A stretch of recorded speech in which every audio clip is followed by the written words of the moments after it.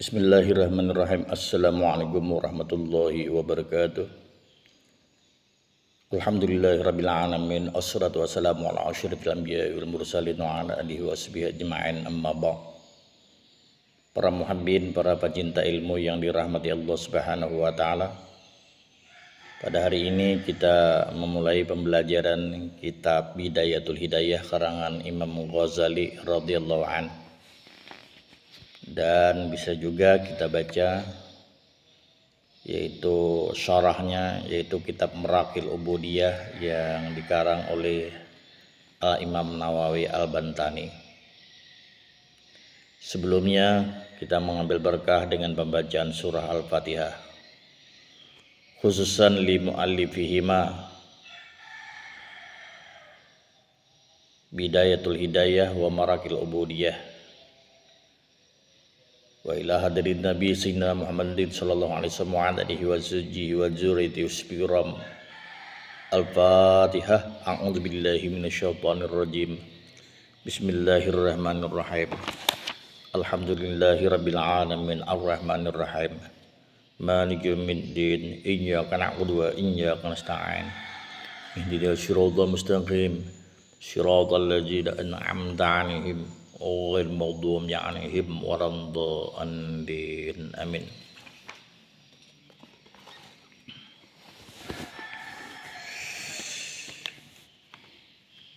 A'udzu billahi minasyaitonir rajim. Bismillahirrahmanirrahim. Qala mu'allif rahimahullahu ta'ala wa nafa'ana bi 'ulumihi wa 'ulumina fid dharain. Amin. Bismillahirrahmanirrahim. Dengan menyebut nama Allah yang Maha Pengasih lagi Maha Penyayang. Qala syekhu, telah berkata syekh. Syekh seseorang yang telah sampai berumur 40 tahun bisa disebut dengan syekh. Seseorang yang berilmu, yang mengamalkan ilmunya walaupun tidak sampai berumur 40 tahun bisa juga disebut syekh. Nah, di sini qala syekhu, telah berkata syekh, al-imamu yang menjadi ikutan, al-alimu orang yang alim, al-allamatu orang yang bersangatan alim, hujjatul islami yaitu hujahnya dalam agama Islam,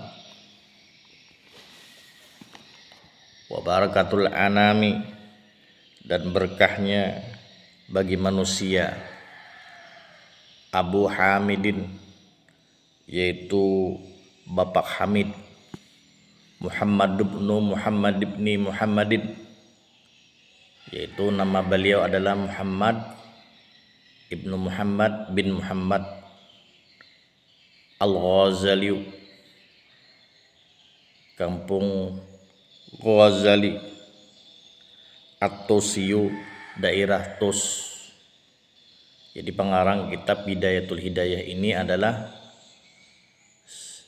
Imam Ghazali, yaitu kunyah beliau Abu Hamid,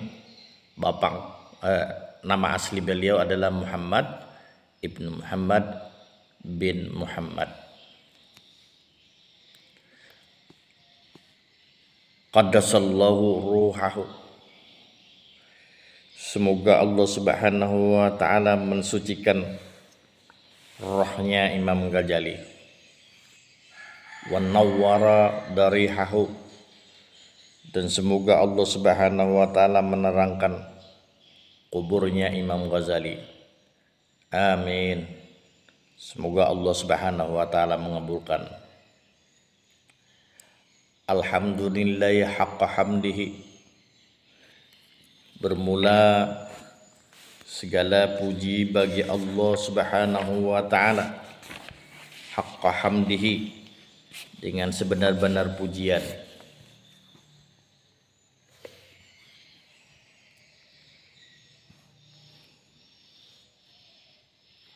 Wassalatu wassalamu, dan semoga tercurah rahmat dan keselamatan ala khairi khalqihi, atas paling baik makhluk Allah, Muhammadir Rasulihi, Nabi Muhammad utusan Allah, wa abdihi dan hamba Allah, wa ala alihi dan semoga rahmat dan keselamatan selalu tercurah atas keluarga Rasulullah, wa sahbihi dan sahabat Rasulullah, min ba'dihi dari setelahnya. Amma ba'du, adapun sesudah bismillah, alhamdulillah, selawat dan salam di atas, fa'alam, maka ketahuilah olehmu, ayyuhal harisu, wahai orang yang bersemangat, al-muqbilu ala iktibasil ilmi, yang mempunyai perhatian ala iktibasil ilmi, untuk mempelajari ilmu.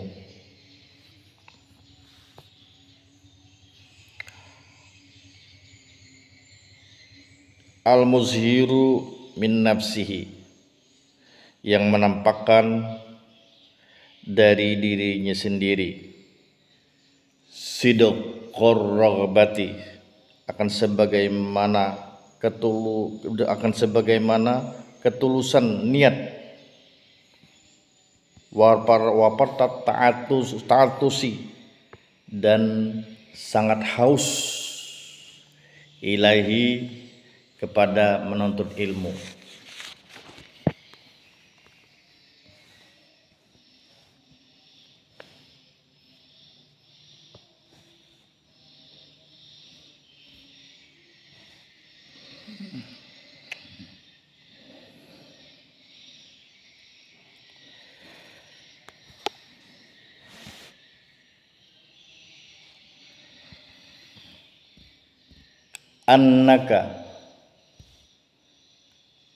Annaka in kunta taqsidu bi talabil ilmi al munafasata wal mubahata wa taqadduma alal aqrani wa istimalata wujuhin nasi ilaika wa jam'a hutamid dunya, fa anta sa'in bihadmi dinika wa ihlaki nafsika. Ini nasihat Imam Ghazali terhadap orang yang gemar, terhadap orang yang bersemangat dalam menuntut ilmu.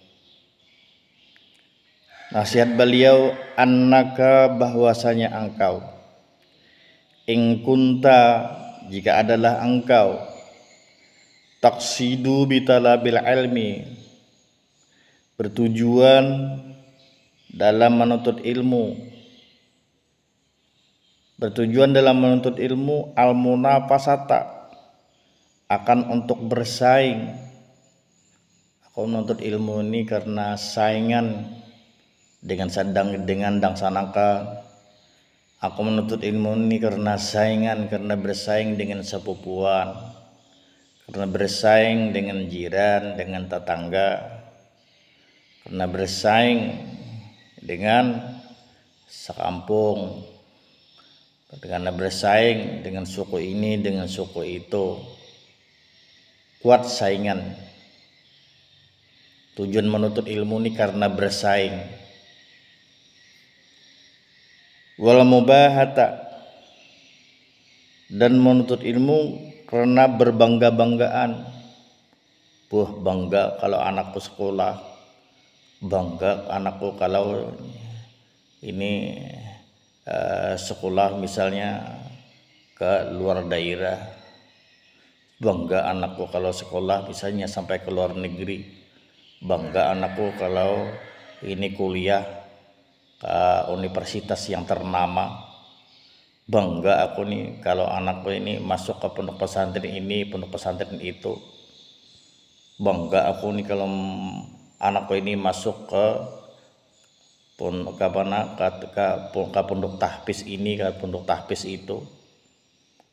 Ini cuma menuntut ilmu yang ampunnya diri dan orang tuanya untuk bermubahah. Nah, untuk berbangga-banggaan. Wa taqadduma 'alal aqrani, dan tujuan menuntut ilmu agar mengungguli atas kawan-kawan, supaya hebat daripada kawan, supaya hebat daripada dangsanakan nangsa ikung, supaya hebat daripada sapupuan, supaya hebat daripada jiran tetangga, supaya hebat daripada orang-orang. Tujuan menuntut ilmu. Wastimalata wujuhin nasi, dan tujuan menuntut ilmu supaya menarik perhatian wajah-wajah manusia, supaya kita aja yang dihormati orang. Jadi wastimalata wujuhin nasi ilaika, dan berniat menuntut ilmu agar menarik perhatian manusia kepadamu, supaya orang menghormatinya aja, supaya orang mengaguminya aja, supaya apa, keperluan-keperluan kawadihinya aja, orang berurusan ini berurusan itu. Wajam ahitamid dunia, dan tujuan pulang menuntut ilmu karena untuk mengumpulkan harta benda dunia.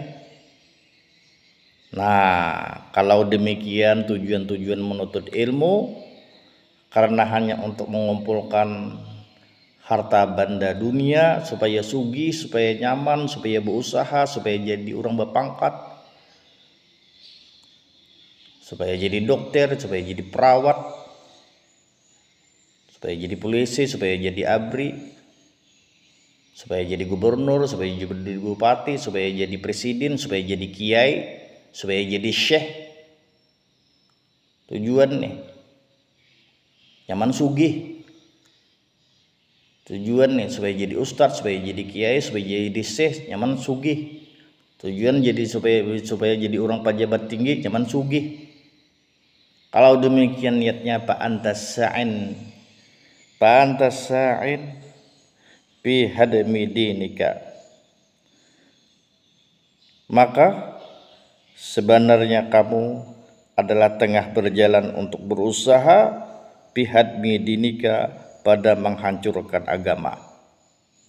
Itu niat kayak itu niat orang yang menghancurkan agama. Jadi kada bagus nasihat Imam Ghazali ini. Kalau niat tujuan yang kayak disebutkan di atas tadi, nah semua yang disebutkan di atas tadi, kalau berniat bertujuan menuntut ilmu seperti itu, berarti Pak antas sa'in fi hadmi dinika, maka engkau tengah berjalan dalam meruntuhkan agama. Selain daripada kamu itu berusaha dalam meruntuhkan agama, niat menuntut ilmu yang seperti itu, wa ihlaki nafsika, dan kamu membinasakan dirimu sendiri. Selain daripada meruntuhkan agama, membinasakan diri sendiri. Wa bai'i akhiratika bidunyaka, dan kalau tujuan menuntut ilmu seperti itu berarti kamu menjual akhiratmu dengan duniamu. Itu menjual akhirat dengan dunia namanya. Kalau demikian niat menuntut ilmu, pasapaqtuka, maka transaksimu khasiratun, rugi. Perjuanganmu dalam menuntut ilmu hari demi hari rugi. Rugi waktu, rugi energi, rugi duit. Kuitan marham balapah mencari akan duit, sekalinya jadi apa? Jadi dosa. Nah, karena niat salah, baik niat salah orang tuanya atau anak, niat salah ini sama daripada berdosa. Wa tijaratuka ba'iratun, dan perniagaanmu gagal. Berarti ini perjuanganmu dalam menuntut ilmu gagal. gagal, baik menuntut ilmu formal atau menuntut ilmu non formal, sama gagal dua-duanya dengan niat yang salah. Kalau diniatkan dengan niat yang salah seperti yang disebutkan di atas tadi, baik menuntut ilmu yang formal atau non formal, sama niat itu salah. Nah, pasapak tukah khasiratun, transaksimu rugi, perjuanganmu rugi. Watijaratuka bairatun, dan perniagaanmu, perdaganganmu bairatun, gagal. Maka tuntutan ilmumu gagal. Wa muallimuka mu'inun laka, wa muallimuka mu'inun laka, dan gurumu mu'inun laka adalah termasuk orang yang membantu kamu ala isyanika, atas kemaksiatanmu. Guru nang melajari ini dapat dosa juga karena dirimu salah niat dalam menuntut ilmu, karena orang tuamu juga salah niat dalam menuntutkan ilmu kepadamu. Nah, karena salah niat orang tuamu, karena salah niat kamu, maka gurumu ini termasuk orang yang menolong di dalam kemaksiatanmu. Kasihan guru, dapat dosa. Guru kada tahu, dapat dosa juga ini. Wa huwa kaba'i sayfin min qati'it tariqin.